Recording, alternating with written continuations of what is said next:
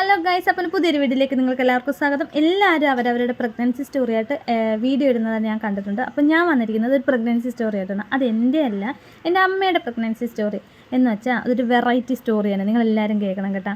പലയിടത്തും ഞാൻ കേട്ടിട്ടുണ്ട് ഇങ്ങനെയൊക്കെയുള്ള പ്രസവങ്ങളെക്കുറിച്ച്. പക്ഷേ നമ്മുടെ വീട്ടിലൊരു അനുഭവം വരുമ്പം അതിനൊരു പ്രത്യേകതയല്ലേ. അങ്ങനെ ഞങ്ങളുടെ വീട്ടിലും ഒരു അനുഭവം ഉണ്ടായിട്ടുണ്ട്. അത് നിങ്ങളെ അറിയിക്കാനായിട്ട് ഞാൻ ഈ വീഡിയോ ആയിട്ട് നിങ്ങളുടെ മുമ്പിൽ വന്നു. അമ്മ ഞങ്ങളൊക്കെ വലുതായി, ഞങ്ങളൊക്കെ അറിയാറായ സമയമായപ്പോഴത്തേക്ക് അമ്മ ഞങ്ങൾക്ക് പറഞ്ഞു തന്ന കഥയാണ് നിങ്ങളുടെ മുമ്പിലായിട്ട് ഞാനും പറയുന്നത്. അപ്പോൾ നിങ്ങൾക്ക് എല്ലാവർക്കും വീഡിയോ ഇഷ്ടപ്പെട്ടാൽ മറക്കാതെ സബ്സ്ക്രൈബ് ചെയ്യണം, ലൈക്ക് ചെയ്യാനും മറക്കരുത്. അപ്പോൾ നമുക്ക് വീട്ടിലോട്ട് പോകാം. വീഡിയോ എന്ന് വെച്ചാൽ എൻ്റെ അമ്മ എൻ്റെ അനിയത്തിയെ ഗർഭിണിയായിട്ടിരിക്കുന്ന സമയം, എന്നെ പ്രസവിച്ച് എനിക്ക് ഏതാണ്ട് ഒരു വയസ്സങ്ങാണ്ട് കഴിഞ്ഞതേ ഉള്ളൂ. ഉടനെ തന്നെ അനിയത്തി ഗർഭിണിയായിട്ടിരിക്കുന്ന സമയത്ത് അമ്മയ്ക്ക് ഒരു ദിവസം ജോലിയും കഴിഞ്ഞ് വൈകിട്ട് വീട്ടിൽ വന്നപ്പോൾ അമ്മയ്ക്ക് പ്രസവവേദന വന്നപ്പം അമ്മ അച്ഛനെ അറിയിച്ച്. പിന്നെ കണക്ക് ആദ്യത്തേത് എന്നെ പ്രസവിച്ചത് കൊണ്ട് തന്നെ അത് പ്രസവവേദനയെന്ന് അമ്മച്ചിക്ക് മനസ്സിലായി. അമ്മച്ചി അതുകൊണ്ട് വെച്ച് മനസ്സിലായതുകൊണ്ട് തന്നെ കൂടുതൽ നേരം ഇരിക്കാനോ അങ്ങനെയൊന്നും പോയില്ല. അമ്മച്ചി അച്ഛനെ വിളിച്ച് പറഞ്ഞ് ഇത് കണക്കൊരു വണ്ടി വിളിച്ചുകൊണ്ട് വരണം, നമുക്ക് ആശുപത്രി പോകണം, പ്രസവവേദന തുടങ്ങിയിട്ടുണ്ടെന്ന് പറഞ്ഞ്. അപ്പോൾ എൻ്റെ അമ്മയെ കെട്ടിച്ചുകൊണ്ട് പോയത് കൊല്ലം ജില്ലയിലെ മാർനാട് എന്ന് പറയുന്ന സ്ഥലത്ത്, അതായത് പുത്തൂർ മാർനാട്, അങ്ങനെ ആ സ്ഥലപ്പേര് അറിയപ്പെടുന്നത്.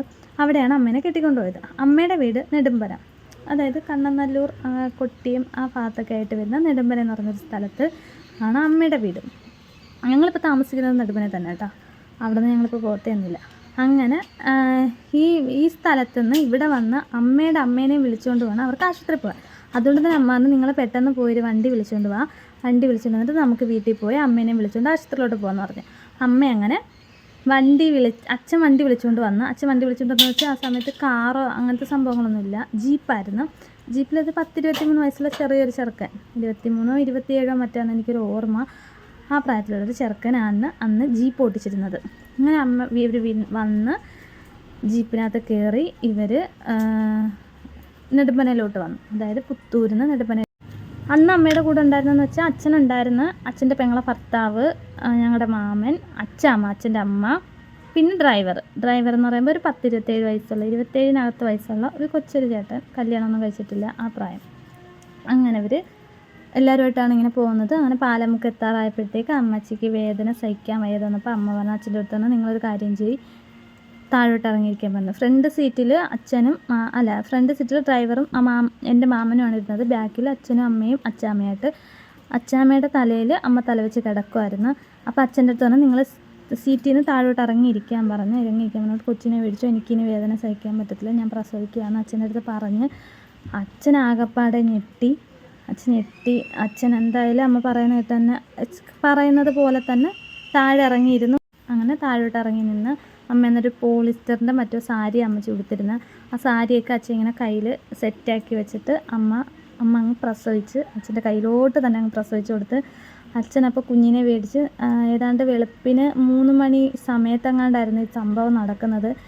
പ്രസവിച്ച് കുഞ്ഞ് കരഞ്ഞപ്പോഴത്തേക്ക് വണ്ടി അങ്ങ് ഓഫായിട്ട് പിന്നെ ചേട്ടൻ വണ്ടി എടുക്കത്തില്ല.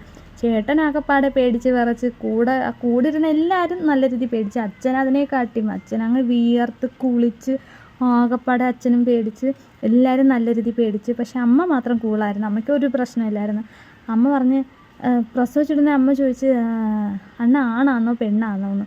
എന്നുവെച്ചാൽ അമ്മച്ചിക്ക് ആങ്കൊച്ചാവണം എന്നുള്ള ഭയങ്കര ആഗ്രഹത്തിരുന്നത്. അമ്മച്ചിക്ക് ആങ്കൊച്ച് തന്നെ വേണമെന്ന് പറഞ്ഞ് ആഗ്രഹിച്ചിരുന്നതായിരുന്നു. പക്ഷേ ആ സമയത്ത് ഇരുട്ടത്ത് ലൈറ്റോ കാര്യങ്ങളോ അങ്ങനെയൊന്നും വണ്ടിയിലുണ്ടായിരുന്ന കാണത്തില്ല. അന്നേരം അതൊന്നും അച്ഛൻ എടുക്കാനൊന്നും നിന്നില്ല. അച്ഛൻ കണ്ണും അടച്ച് കൊച്ചിനെ എങ്ങനെയൊക്കെയോ കൊച്ചിനെല്ലാം പോളിസ്റ്റർ സാരി ആയതുകൊണ്ട് അച്ഛന് പേടി ഒഴുകി പോകുമോ എന്നുള്ളത്. പിന്നെ പുക്കിൾക്കൊടി കട്ട് ചെയ്തിട്ടില്ല. അതൊക്കെ ആയിട്ട് കുഞ്ഞുമായിട്ട് അച്ഛൻ ഇങ്ങനെ താഴെ ഇങ്ങനെ തന്നെ പിടിച്ചിരിക്കുക. സീറ്റിനോട് ചേർന്ന് തന്നെ അച്ഛൻ കൈ വെച്ചിട്ട് അനക്കാതെ, കുഞ്ഞിനെ അച്ഛൻ്റെ കയ്യിലല്ല അച്ഛൻ എടുത്തേക്കുന്നത്, പുക്കിൾക്കൊടി കിടക്കുന്നുണ്ട് അച്ഛന് വലിച്ചെടുക്കാൻ പറ്റത്തില്ലല്ലോ. അതുകൊണ്ട് അച്ഛൻ അതിനോട് ചേർന്ന് തന്നെ ഇങ്ങനെ ഒരു വിധത്തിൽ പിടിച്ച് വെച്ചിരിക്കുമായിരുന്നു. അങ്ങനെ അവർ അമ്മാമ്മയുടെ വീട്ടിൽ നിന്ന് അമ്മാമ്മേനെയൊക്കെ വിളിച്ച് ഉണർത്തി എല്ലാവരും പുറത്തിറങ്ങി നോക്കിയപ്പോൾ അമ്മാമ്മ കാണുന്നത് ഇതാ, കൊച്ചുമായിട്ട് അച്ഛൻ ഇരിക്കുന്ന, അമ്മ ഇങ്ങനെ കിടക്കുന്നു. അമ്മാമ്മ കിടന്ന് നിലവിളി അങ്ങ് തുടങ്ങി. അങ്ങനെ അമ്മാമ്മ കിടന്ന് നിലവിളിച്ചപ്പോൾ അമ്മച്ചി പറഞ്ഞു അമ്മ പേടിക്കൊന്നും വേണ്ട, എനിക്ക് കുഴപ്പമൊന്നുമില്ല എന്ന് പറഞ്ഞ്. അപ്പോൾ പിന്നെ മാമന്മാരെയൊക്കെ വീട് തൊട്ടപ്പുറത്തും ഇപ്പുറത്തൊക്കെ ഉണ്ടായിരുന്നു. മാമന്മാരെയൊക്കെ വിളിച്ച് അവരെല്ലാവരുമായിട്ട് വന്ന് തൊട്ടടുത്തൊരു മറ്റേ ഹെൽത്ത് സെൻ്ററുണ്ട്. ഹെൽത്ത് സെൻ്ററിൽ അന്ന് നേഴ്സുമാർ കിടന്നുറങ്ങുമായിരുന്നു. അവർ ഉണ്ടായിരുന്നു. അങ്ങനെ മാമന്മാർ ചെന്ന് അവരെ വിളിച്ചുകൊണ്ട് വന്നു. പിന്നെ അവർ വന്നാണ് കുഞ്ഞിൻ്റെ പുക്കിൾക്കൊടി കട്ട് ചെയ്ത് കുഞ്ഞിനെ മാറ്റിയതും ബാക്കിയൊക്കെ ചെയ്തതും. പക്ഷേ അമ്മയ്ക്ക് വേറെ പ്രശ്നങ്ങളൊന്നും ഇല്ലായിരുന്നു. പക്ഷേ പ്ലാസൻ്റ പുറത്ത് വന്നില്ല. അതുകൊണ്ട് കുറേ നേരം അവരവിടെ വെയിറ്റ് ചെയ്തിട്ട് അത് വരാതിരുന്നപ്പം അവർ പറഞ്ഞു, നിങ്ങളൊരു കാര്യം ചെയ്യും, ഹോസ്പിറ്റലിൽ കൊണ്ടുവന്ന് ബാക്കി എന്തോന്നൊക്കെ ചെയ്യാൻ പറഞ്ഞു. പിന്നെ അത് മാത്രമല്ല, നമ്മൾ പ്രസവിക്കുന്ന സമയത്ത് ചെറുതായിട്ടൊന്ന് ഒരു മുറിവ് അവിടെ കൊടുക്കുമല്ല. പക്ഷെ അമ്മയ്ക്കെന്ന് വെച്ചാൽ അങ്ങനെ അല്ലാത്തത് കൊണ്ട് അമ്മ സ്വയം പ്രസവിച്ചത് കൊണ്ട് തന്നെ പലയിടത്തായിട്ടൊക്കെ മുറിവുകളൊക്കെ സംഭവിച്ച്